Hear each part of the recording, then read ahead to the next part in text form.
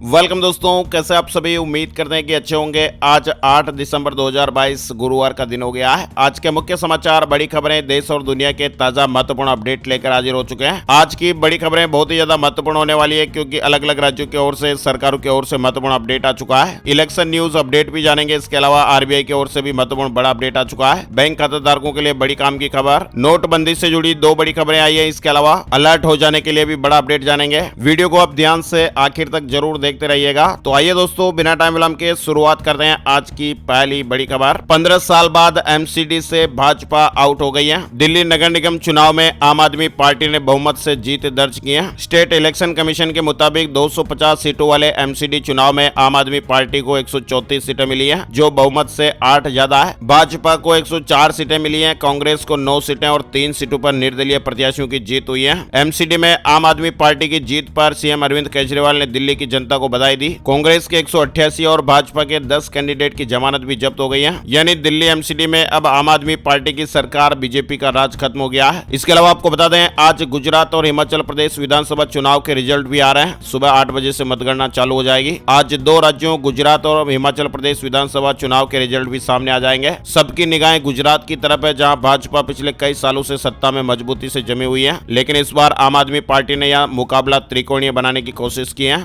तो अब देखेंगे आज दिन में क्या कुछ अपडेट आता है। गुजरात और हिमाचल प्रदेश विधानसभा चुनाव के नतीजे आज सामने आ जाएंगे। इसके अलावा दोस्तों, मौसम से जुड़ा ये बड़ा अपडेट आ रहा है। दक्षिण भारत के राज्यों में आज एक चक्रवाती तूफान मेंडूस दस्तक देगा। तमिलनाडु के 13 जिलों में रेड अलर्ट जारी हो गया है। तमिलनाडु में एक बार फिर बारिश कहर बरपाने वाली है। बंगाल की खाड़ी में बना कम दबाव का क्षेत्र गहरे दबाव में बदल गया है और ये मेंडूस नामक एक चक्रवाती तूफान में तब्दील हो गया है। ये तूफान उत्तरी तमिलनाडु, पांडिचेरी और निकटवर्ती दक्षिण आंध्र प्रदेश के तटों पर गुरुवार की सुबह तक पहुंच जाएगा, जिसके कारण भारी बरसात हो सकती है। आईएमडी ने तमिलनाडु के 13 जिलों के लिए रेड अलर्ट जारी कर दिया है। वह दोस्तों, रिजर्व बैंक की ओर से बड़ा अपडेट आ रहा है। आरबीआई ने एक बार फिर जोर का झटका दिया है। कार लोन, होम लोन और पर्सनल लोन सभी लोन महंगे हो गए हैं। रेपो रेट में 0.35% की बढ़ोतरी हो गई है। आरबीआई के मुताबिक अब रेपो रेट बढ़कर 6.25% हो जाएगा और अब होम लोन समेत सभी तरह के लोन महंगे हो जाएंगे। भारतीय रिजर्व बैंक ने रेपो रेट में बढ़ोतरी कर दी है। आरबीआई के इस तरह के ऐलान के बाद शेयर बाजार भी धड़ाम हो गया। सेंसेक्स में 200 अंकों की जोरदार गिरावट देखी गई। शेयर मार्केट में भी एक बड़ा धमाल देखने को मिला। इसके अलावा दोस्तों, ई रूपी से प्राइवेसी को कोई खतरा नहीं है। आरबीआई गवर्नर ने कहा कि केस की तरह बेहिचक आप इसे इस्तेमाल कर सकते हैं। डिजिटल रुपया लॉन्च होने के बाद से ही लोगों के मन में प्राइवेसी को लेकर भी काफी चिंताएं हैं। हालांकि आरबीआई गवर्नर ने यह साफ कर दिया कि लोग बिना डरे केस की तरह डिजिटल रुपए से लेन देन कर सकते हैं और इसमें प्राइवेसी को लेकर कोई भी खतरा नहीं है। आरबीआई ने मार्केट टाइमिंग में भी बदलाव किया है। 1.5 घंटे अब ज्यादा ट्रेडिंग हो पाएगी। आरबीआई ने बुधवार को बाजार के कारोबारी घंटों में बढ़ोतरी का ऐलान कर दिया। अब बाजार में कोरोना से पहले की तरह ही कारोबार होगा और आरबीआई का यह फैसला अगले हफ्ते सोमवार यानी 12 दिसंबर से लागू हो जाएगा। इस फैसले के बाद अब call, notice, term money, commercial paper और certificates of deposits, corporate bonds में रेपो और रूपी इंटरेस्ट रेट डेरिवेटिव्स में 1.5 घंटे ज्यादा कारोबार होगा। वहीं आपको बता दें, दुनिया की सबसे ताकतवर महिलाओं की सूची में निर्मला सीतारमण सहित 6 भारतीय शामिल। फोर्ब्स की दुनिया में सबसे ताकतवर 100 महिलाओं की लिस्ट में भारत की 6 महिलाओं ने जगह बना ली है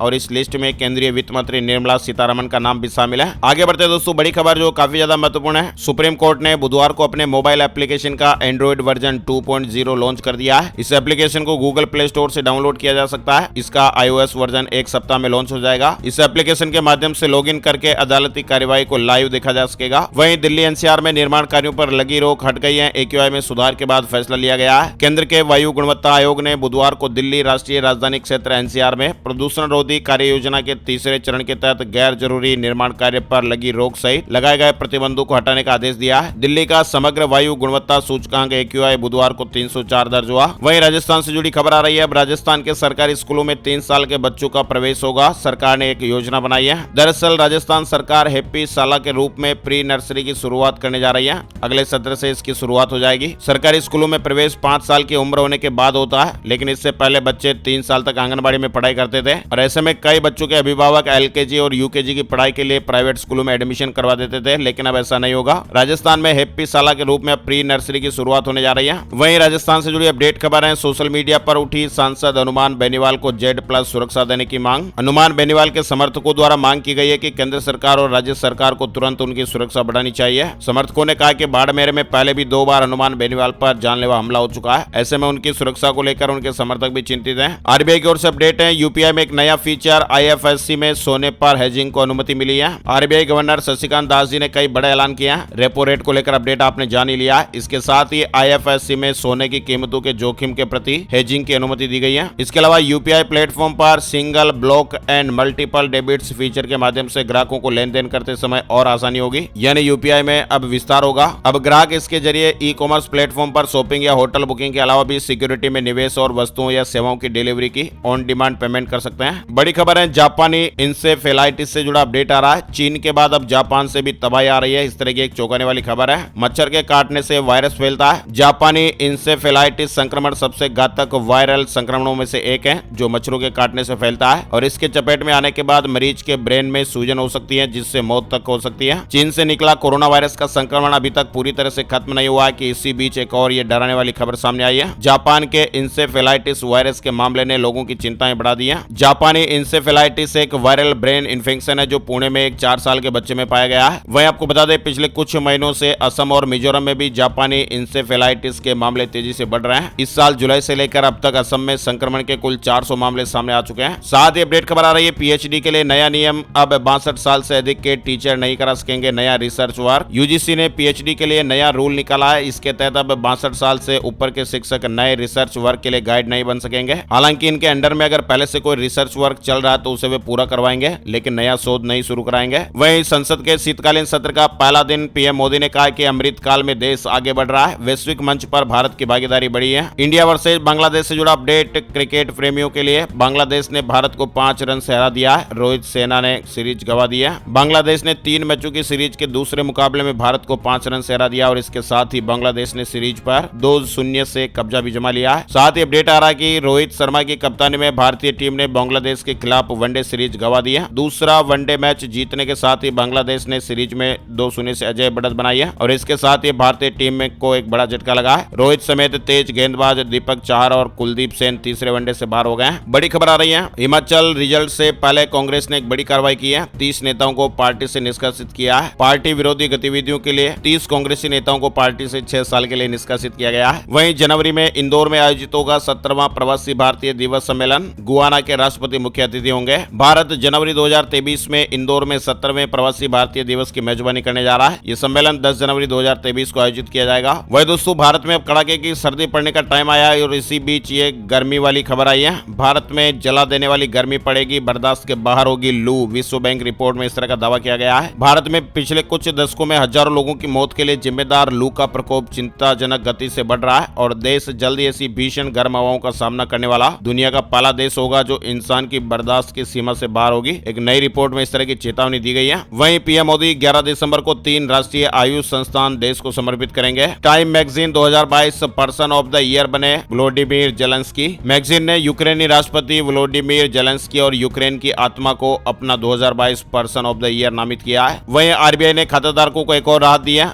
KYC कराने के लिए बैंक के चक्कर लगाने की जरूरत नहीं होगी, ऑनलाइन ही ये काम हो पाएगा। घर के पते में बदलाव को अपडेट करने के अलावा बैंक कस्टमर्स अब घर बैठे ऑनलाइन KYC अपडेट कर सकेंगे। देश के धार्मिक स्थलों के दर्शन करना अब और भी आसान होगा। IRCTC ने एक बड़ा कदम उठाया है। श्रद्धालुओं को सुविधाजनक ढंग से सफर कराने के लिए Indian railway catering and tourism corporation यानी IRCTC ने यह फैसला लिया है। प्रमुख धार्मिक स्थलों के लिए एक साथ कई ट्रेनें रवाना की जा सकेगी। वहीं अर्जेंटीना के उपराष्ट्रपति को भ्रष्टाचार के मामले में 6 साल जेल की सजा और सार्वजनिक पद पर आजीवन प्रतिबंध की सजा सुनाई गई है। मुरादाबाद में ई-बाइक की सुविधा की शुरुआत हुई है। मात्र 2 रुपए में आप इसका लाभ ले सकते हैं। मुरादाबाद में ई-बाइक शेयरिंग की सुविधा शुरू हो गई है। वहीं PUBG न्यू स्टेट मोबाइल ने भारत में ओपन टूर्नामेंट की घोषणा की है। जीतने पर लाखों इनाम मिलेंगे। कंपनी ने 1 करोड़ रुपए का प्राइज पूल रखा है। वहीं मोबाइल ग्राहकों को आपदा के वक्त में फ्री मिलेगी यह सर्विस। ट्राई ने राहत भरी बड़ी घोषणा की है। प्राकृतिक या मानवीय आपदा के वक्त आपके पास सूचनाओं का आदान प्रदान बहुत जरूरी होता है। एक छोटी सी जानकारी आपकी या लोगों की जान बचा सकती है और इसी को ध्यान में रखते हुए दूरसंचार विभाग ने ट्राई ने एक बड़ी राहत दी है। ट्राई ने कहा कि किसी भी आपदा की स्थिति में आपदा प्रबंधन अधिनियम के तहत कमेंट अलर्ट प्रोटोकॉल CAP के जरिए भेजे जाने वाले SMS पर 2 पैसे का शुल्क नहीं लगेगा। बड़ी खबर आ रही है, देखिए, मध्य प्रदेश में अब नजूल अनापत्ति प्रमाण पत्र यानी एनओसी को लेकर एक नई व्यवस्था लागू की गई है।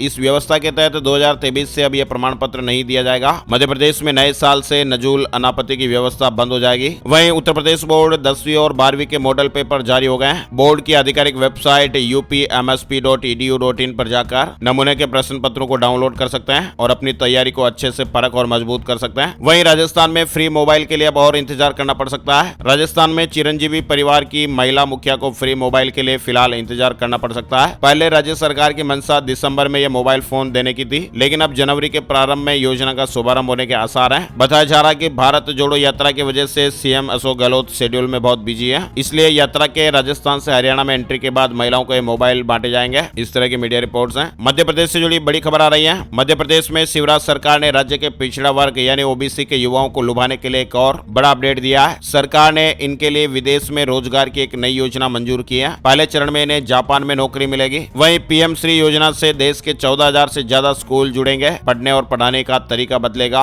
वहीं बेरोजगार युवाओं को हर महीने 6,000 का भत्ता दे रही सरकार। पीआईबी फैक्ट चेक से जुड़ी खबर है। वायरल मैसेज की सच्चाई। एक वायरल मैसेज व्हाट्सएप पर वायरल हो रहा है, जिसमें बताया जा रहा है कि प्रधानमंत्री बेरोजगारी भत्ता योजना के तहत सरकार बेरोजगार युवाओं को हर महीने 6,000 का भत्ता दे रही है। तो ये जो मैसेज है वो फर्जी है। भारत सरकार ऐसी कोई योजना नहीं चला रही है। इस तरह के फर्जी मैसेज को आप फॉरवर्ड ना करें। वहीं मध्य प्रदेश से जुड़ी एक बड़ी खबर है। सीएम शिवराज सिंह चौहान ने सरपंचों का मानदेय बढ़ाया है। अब 4,250 रुपए मिलेंगे। रोजगार सहायकों की नियुक्ति भी होगी। उत्तर प्रदेश बोर्ड परीक्षा की उत्तर पुस्तिकाओं पर बारकोड और मोनोग्राम होगा। हेराफेरी की कोई गुंजाइश आशंका नहीं रहेगी। यूपी बोर्ड ने पहली बार हाई स्कूल और इंटरमीडिएट परीक्षा 2023 की कॉपियों पर बारकोड और मोनोग्राम लगाने का निर्णय लिया है। वहीं असम से जुड़ी खबर है। 10,000 पदों पर भर्ती को कैबिनेट की मंजूरी मिल गई है। साथ ही बॉर्डर डिस्प्यूट से जुड़ी खबर है। महाराष्ट्र और कर्नाटक रोडवेज ने अंतर्राज्यीय बस सेवा बंद की है। सीमा विवाद को लेकर पुलिस अलर्ट जारी हुआ है। वहीं सुप्रीम कोर्ट ने एक महत्वपूर्ण फैसला सुनाया। एफआईआर या चार्जशीट में नाम नहीं तब भी मुकदमा चल सकता है। सुप्रीम कोर्ट का यह अहम फैसला है। निचली अदालत के पास अतिरिक्त आरोपी को समन जारी करने की शक्ति। वहीं सरकार फिर ले सकती है नोटबंदी जैसा फैसला। डिजिटल रुपए के लॉन्च होते ही इस तरह के डरावने सवाल दिखाई देने लगे हैं। यानी देश में डिजिटल रुपए के लॉन्च होते ही लोगों के जहन में कई तरह के सवाल उठने लगे हैं। सरकार ने फिलहाल इसे पायलट प्रोजेक्ट के तौर पर लॉन्च किया है। अब इसकी मॉनिटरिंग होगी और इसके इस्तेमाल समेत पूरी प्रक्रिया में आने वाली दिक्कतों को खत्म करने का प्रयास किया जाएगा। समय के साथ इसके दायरे को बढ़ाने की भी योजना है और कहा जा रहा है कि आने वाले समय में डिजिटल रुपया देश ही नहीं बल्कि विदेश में भी लेन देन का जरिया बन सकता है। लेकिन इसी बीच सवाल ये भी उठ रहा है कि क्या प्रधानमंत्री नरेंद्र मोदी जी फिर से नोटबंदी जैसा फैसला ले सकते हैं? तो इससे जुड़े हर सवालों के बारे में आपको बता दें। डिजिटल रुपए के लॉन्च होने के साथ ही लोग ये जानने की कोशिशों में जुट गए कि इस फैसले के बाद क्या क्या बदलाव हो सकते हैं। ऐसे में सबसे बड़ा सवाल यह है कि क्या डिजिटल रुपया भारत के भविष्य में पूरी तरह से वर्तमान व्यवस्था का विकल्प बनेगा या नहीं। अगर ऐसा हुआ तो क्या सरकार फिर से नोटबंदी की तरह कोई नया फैसला सुना सकती है? एक्सपर्ट क्या कहते हैं आपको बताते हैं। बैंकिंग क्षेत्र के एक्सपर्ट का यह मानना है कि सरकार हाल फिलहाल नोटबंदी जैसा कोई भी फैसला नहीं लेगी। डिजिटल रुपया सरकार का एक पायलट प्रोजेक्ट है और इसके अच्छे परिणाम मिलने के बाद ही कोई फैसला लिया जाएगा और इसका दायरा भी तभी बढ़ाया जाएगा जब इससे जुड़ी हर प्रक्रिया पर गहन अध्ययन होगा और अगर इसमें सफलता मिलती है तो फिर ऐसा हो भी सकता है। लेकिन फिलहाल ग्रामीण क्षेत्रों में एक बड़ी आबादी गाँव में रहती है और इसके लिए डिजिटल रुपया इस्तेमाल करना और इसकी बारीकी समझना ग्रामीण क्षेत्र के लोगों के लिए थोड़ा मुश्किल होगा और इसे पूरा होने में काफी समय भी लगेगा। लेकिन इसमें खास बात यह है कि डिजिटल रुपया कई मायनों में मनी लॉन्ड्रिंग, केस की जमाखोरी, टैक्स की चोरी जैसी समस्याओं को दूर करेगा और इसका दायरा बढ़ने के बाद सरकार के पास हर लेन देन की एक पूरी जानकारी होगी। बैंकिंग व्यवस्था में भी एक रूपता आएगी। तो इस तरह के अपडेट्स चल रहे हैं। इसके अलावा आपको बता दें नोटबंदी को चुनौती देने वाली याचिकाओं पर सुप्रीम कोर्ट ने फैसला सुरक्षित रख लिया है। केंद्र और आरबीआई से फाइलें मंगाई गई हैं। वहीं सुप्रीम कोर्ट में यूपी गैंगस्टर एक्ट को अवैध घोषित करने की मांग से जुड़ा अपडेट है। सीजीआई ने कहा कि अगले हफ्ते सुनवाई करेंगे। राजस्थान में 11 दिसंबर से कड़ाके की ठंड का अलर्ट है। रीट 2022 के प्रमाण पत्रों का वितरण शुरू हो गया है। राजस्थान बोर्ड ने केंद्रों पर भेज दिया है। प्रमाण पत्र वितरण के लिए वितरण केंद्रों पर भिजवाए गए हैं। पीएनबी के खाताधारकों के लिए बड़ी खबर है। 12 दिसंबर से पहले आपको केवाईसी से जुड़ा एक काम जरूर कर लेना है। जिन खाताधारकों के केवाईसी कंप्लीट नहीं है उनके बैंकिंग गतिविधियों में बाधा आ सकती है। 12 दिसंबर से पहले अपने केवाईसी को अपडेट कर लें। वही दोस्तों आपको बता दें gold price today, silver price today update की जानकारी में बुधवार सुबह सोने का भाव 53,594 रुपए प्रति 10 ग्राम पर रहा। वहीं चांदी का भाव 64,479 रुपए प्रति किलोग्राम पर रहा। अब बात कर लेते हैं वेदर न्यूज एंड एनालिसिस में संपूर्ण भारत का आज 8 दिसंबर 2022 का मौसम पूर्वानुमान। मौसम की जानकारी का ताजा अपडेट आ चुका है। स्काईमेट वेदर अपडेट के मुताबिक अगले 24 घंटों के दौरान 8 और 9 दिसंबर को तमिलनाडु और दक्षिण आंध्र प्रदेश में बारिश की गतिविधियां तेज हो जाएगी। तमिलनाडु के तटीय क्षेत्रों और आंध्र प्रदेश के दक्षिण तट पर मध्यम से भारी बरसात के साथ एक या दो स्थानों पर अति भारी बरसात हो सकती है। 9 दिसंबर को आंतरिक तमिलनाडु और रायलसीमा में हल्की से मध्यम बारिश के साथ ही कुछ इलाकों में भारी बरसात भी देखने को मिल सकती है। वहीं एक ताजा पश्चिमी विक्षोभ 8 से लेकर 11 दिसंबर के बीच जम्मू कश्मीर, लद्दाख और हिमाचल प्रदेश में हल्की से मध्यम बारिश और बर्फबारी दे सकता है। उत्तराखंड के ऊपरी इलाकों में हल्की बारिश और हिमपात भी हो सकता है। आज के मुख्य समाचार में फिलहाल बस इतना ही अपडेट। अगर आपको हमारा प्रयास अच्छा लगा है तो प्लीज वीडियो को लाइक जरूर करिएगा और अपने दोस्तों और मित्रों के साथ इस वीडियो को ज्यादा से ज्यादा फेसबुक और व्हाट्सएप पर जरूर पहुंचाइएगा, शेयर करिएगा। आपका प्यार और सपोर्ट हमारे लिए बहुत ज्यादा जरूरी है। Thank you, take care, good bye, जय हिंद, जय भारत, वंदे मातरम।